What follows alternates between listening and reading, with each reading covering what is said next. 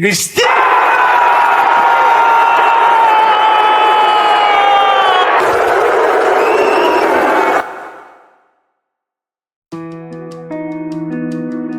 What's up, guys? It's Mr. Blue here. Today, we are not talking about his goal tallies. We are not counting the trophies in his cabinet. We are doing just one thing, looking into his eyes. They say eyes are a hero's greatest medals. But for a true titan, those eyes don't just hold the stars and the sea. When the dust of time blends with the bitterness of defeat, they hold something deeper, the haunting sorrow of a broken dream. In 2004, a 19-year-old boy wept like a child at the Euros. In 2008, a 23-year-old king collapsed in the pouring rain of Moscow, crying tears of pure redemption. In 2016, a 31-year-old leader sat on the pitch of Paris, tears streaming down his face as his body gave out. But his spirit refused to break. And in 2022, a 37-year-old warrior walked down the tunnel of Doha. Alone, no looking back. Every single tear told a different story. The first was heartbreak. The second was redemption. The third was a leader's heavy burden. And the fourth was the cruel realization the Father Time waits for no one. This is the story of Cristiano Ronaldo. Before the tears, we must return to where it all began. Madeira, Portugal, an island suffocated by the vast Atlantic. On February 5th, 1985, a boy was born. But young Cristiano had no time to enjoy the paradise. His father was a gardener, his mother a cook and a cleaning lady. Poverty was their shadow. Cristiano later recalled having only two toys, a worn-out football and a few plastic cars. His clothes? Just old clothes from his older brother. But the hardest part wasn't the lack of money. It was his father, a man drowned in alcoholism. Psychologists say a boy truly begins to grow the moment he realizes his father is not coming to save him. For Cristiano, that moment came way too early. Football became his fortress. On that pitch, he could run, he could dribble, he could escape. At age 12, he packed a single bag and left for Lisbon. He was a country boy in a ruthless academy, mocked by city kids for his accent. He didn't talk back, he just worked insanely.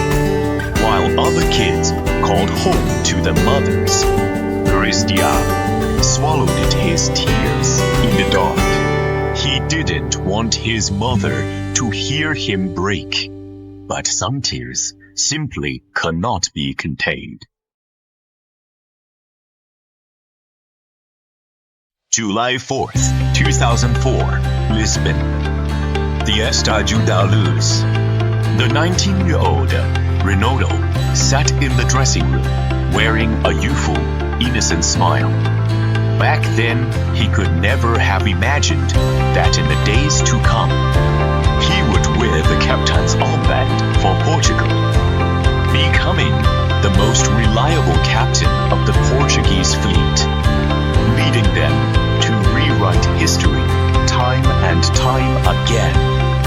In the preceding year of 2003, Sir Alex Ferguson had brought Ronaldo to Manchester United for a transfer fee of £12.24 million.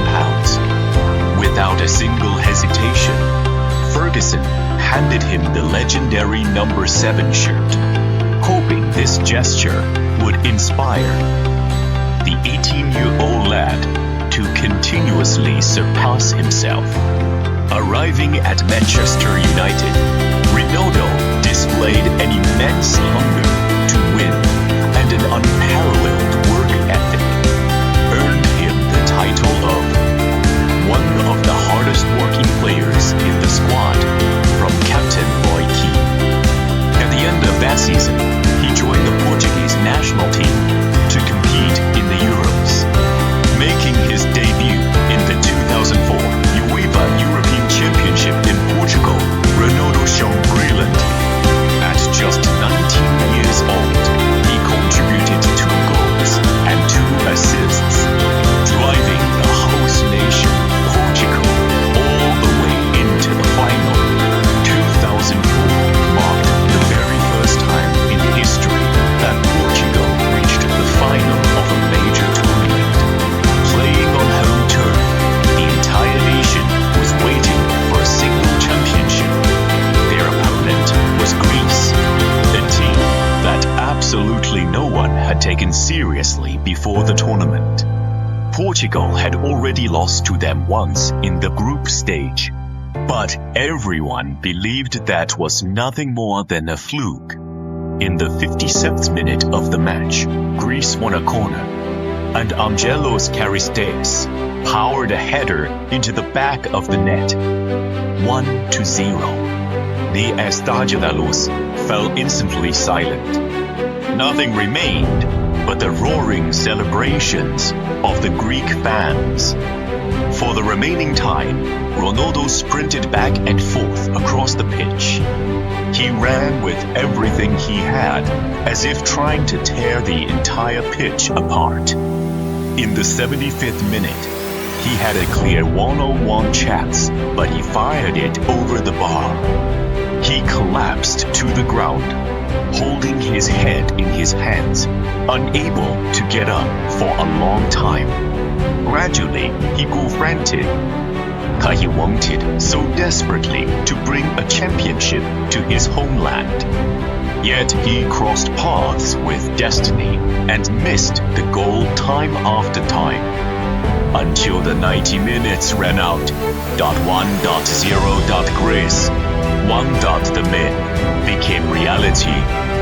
Porto lost. The exact moment the final whistle blew, Ronaldo did not walk slowly back to the dressing room like the other players. He stopped dead in his tracks, as if nailed straight into the turf. And then he wept, but it was not a silent shedding of tears. It was the kind of crying where his entire body trembled and his shoulders shook violently. That year, sports newspapers all over the world printed the exact same photograph. A young boy, his face covered in tears, while behind him, on the pitch, the Greeks were celebrating in absolute ecstasy. Many people said, he is still young, he will have other chances. But nobody knew that Ronaldo made a definitive resolution that very night. He said to himself, I never want to leave any pitch crying ever again. The tears of 2004 made the whole world know him. Over the next 2 years, his career entered a highly intense pre-explosion phase. Although he was still criticized by some media at the time for being overly obsessed with dribbling, he began to learn how to transform his flamboyant footwork into attacking efficiency. They would boo him for complaining after losing the ball, but the moment he started driving down the flank, the entire stadium would stand up and cheer in unison. The fans at that time did not realize that this lean, crybaby Portuguese boy who loved stepovers was about to transform into a true demon in the upcoming upcoming year of 2006. In the 2006 World Cup quarterfinals, Portugal faced England. In the final round of the penalty shootout, Ronaldo calmly converted the winning penalty under the boots of the entire stadium. Portugal advanced to the semi-finals 3-1 on penalties, while England had to accept this sense of fatalism. From their glory in 1966 to the penalty nightmares of the following decades, England's football history resembles a tragic poem filled with just a little bit short. But the focus of the match was far more than just that. In the 62nd minute, an event occurred on the pitch that changed the course of the game. Wayne Rooney stamped on Portuguese defender Ricardo Carvalho during a challenge. Rooney's fierce secondary motion left Carvalho on the ground in agony. Ronaldo, who was still playing for Manchester United at the time, pressured the referee to punish Rooney. The referee directly showed a red card to send him off. Ronaldo then winked at the Portuguese bench after Rooney left the pitch. This moment was captured by the camera, leading to fierce condemnation of Ronaldo by the entire British media and fans after the match. The next day, all of England was cursing him. Cheat, traitor, villain. The newspapers used a full page to print his photo with a headline of just one word: O-U-T. At just 21 years old, Ronaldo once entertained the idea of leaving Manchester United. Fortunately, Manchester United's manager at the time was Alex Ferguson. He personally went to Portugal to encourage Ronaldo and mediated the conflict between Ronaldo and Rooney, allowing the two to break the ice and reconcile. In his return match for Manchester United against Fulham, Rooney assisted Ronaldo for a goal, shattering external doubts and officially kickstarting Manchester United's era of dominance. In the 2007-08 season, Ronaldo's performance could only be described as perfect. Before the Champions League final, he had already scored a record-breaking 41 goals. Premier League champion got Premier League Golden Boot. Then came Moscow. On May 21st, 2008, the Champions League final, Manchester United versus Chelsea. Heavy rain got in the 26th minute. Ronaldo met bronze cross from the right flank, powering a towering header into the net to open the scoring for the Red Devils. Before the end of the half, Lampard sharply tapped in the equalizer during a goalmouth scramble. 1-1 into extra time, into penalties. The rain in Moscow soaked the pitch, and every single shot felt like a gamble with destiny. In the third round for Manchester United, the top scorer Ronaldo's shot, following a change of pace, was saved by Petrasek. At this moment, the scales tipped toward Chelsea. In the fifth round, Chelsea captain John Terry only needed to score to win the title. However, he accidentally slipped at the exact moment of striking the ball, and the ball rattled off the post. That was the closest 1 centimeter Chelsea had ever been to the Big Ears trophy. In the crucial 7th round, the Dutch legendary goalkeeper Edwin van der Sar firmly saved Nicolas Anelka's penalty. Ultimately, Manchester United won with an aggregate score of 7-6. Terry wept lonely tears of regret in the torrential rain, while Ronaldo knelt in the rain, covering his face and crying. That was the most brutal yet moving scene in football. Half fire, half ocean. His teammates were celebrating wildly while Ronaldo was still crying. But this time, it was different.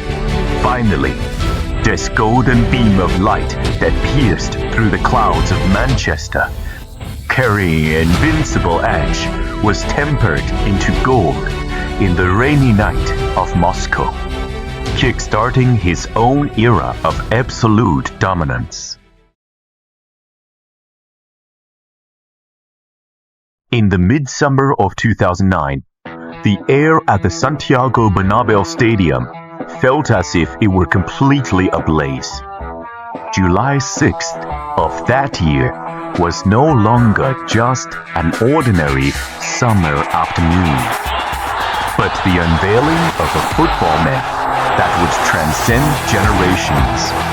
The exact moment Cristiano Ronaldo walked into the Bernabéu wearing that pure, snow-white number 9 shirt.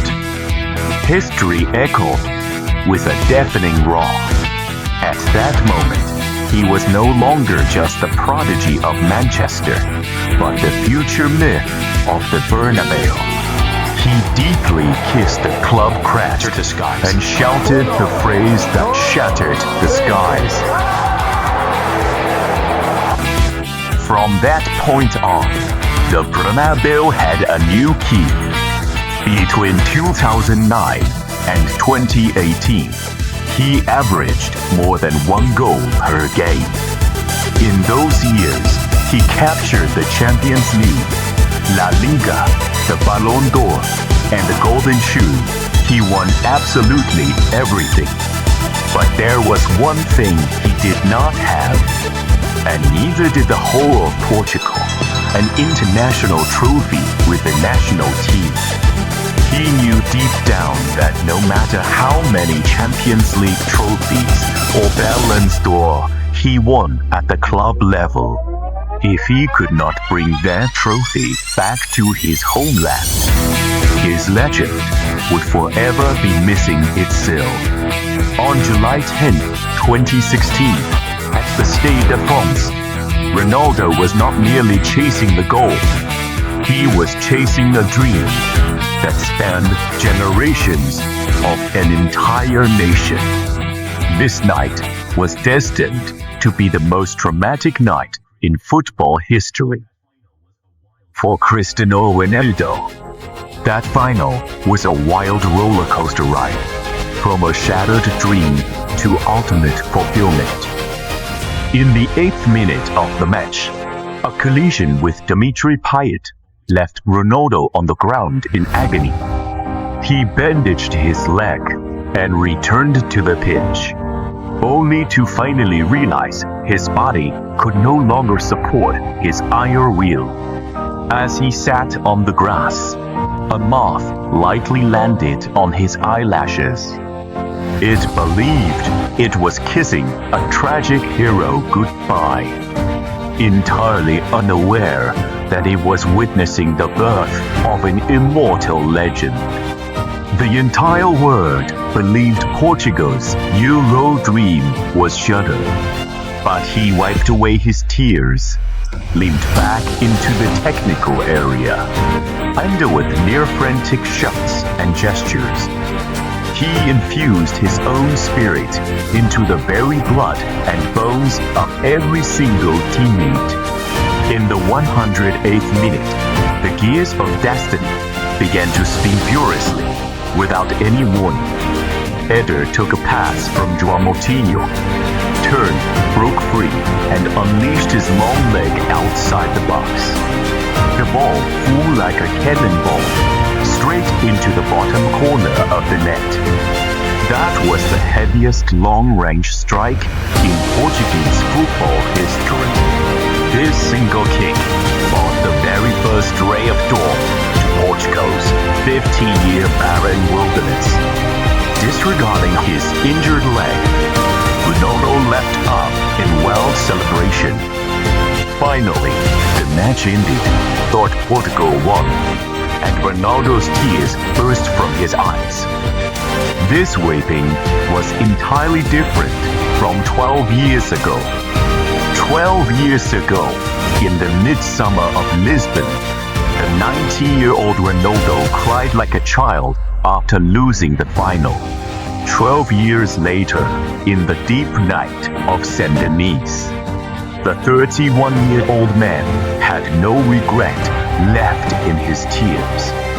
There was only the fierce retaliation of an unyielding soul against fate. That night, he lost the chance to sweat on the pitch of the final. But he won back the eternal reverence of the entire Iberian Peninsula.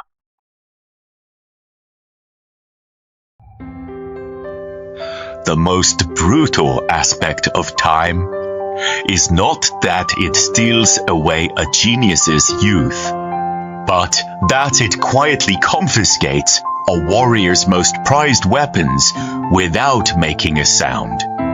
On May 27th, 2018, the sky over the Bernabeu was glittering with stars. It was the night of the wildest celebration for the Los Blancos.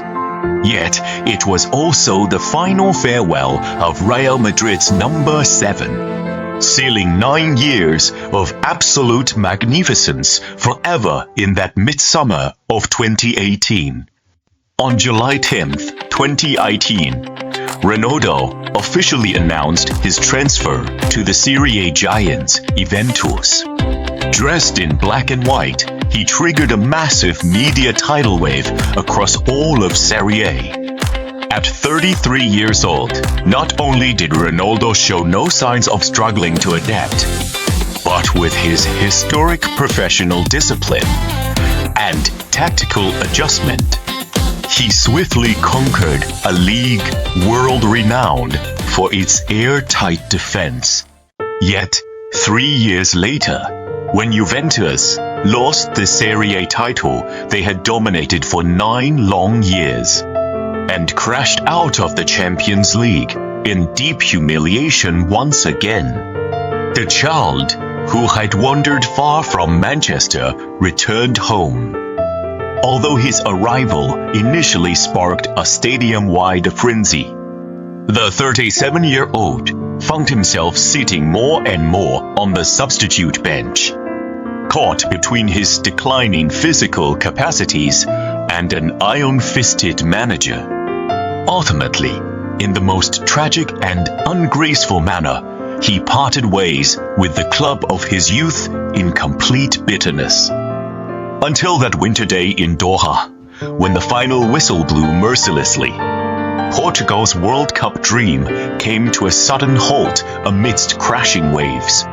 In the camera frame, he did not wait for anyone, nor did he even look back.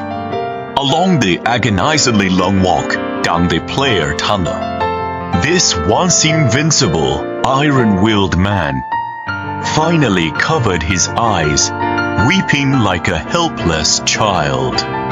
The world began to realize with a shock that this perfectly engineered, tireless goal machine seemed to have its speed quietly dialed back by time in the middle of a full sprint.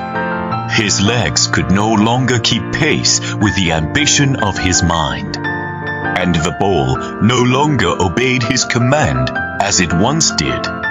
The most tragic curtain call for here is not growing old amidst applause, but the fact that he still carries a heart full of solitary courage and pride, only to discover that he can no longer catch up to the self that everyone once placed their highest hopes upon. Yet, as long as the whistle is still blowing, and as long as his feet can still run, this man named Ronaldo will fight hand to hand with destiny until the very last second. Thank you, Cristiano. Thank you for using more than 20 years of tears and sweat to show the world the true meaning of an unquenchable, powerful soul. The summit has welcomed your pride. The twilight now salutes your absolute defy.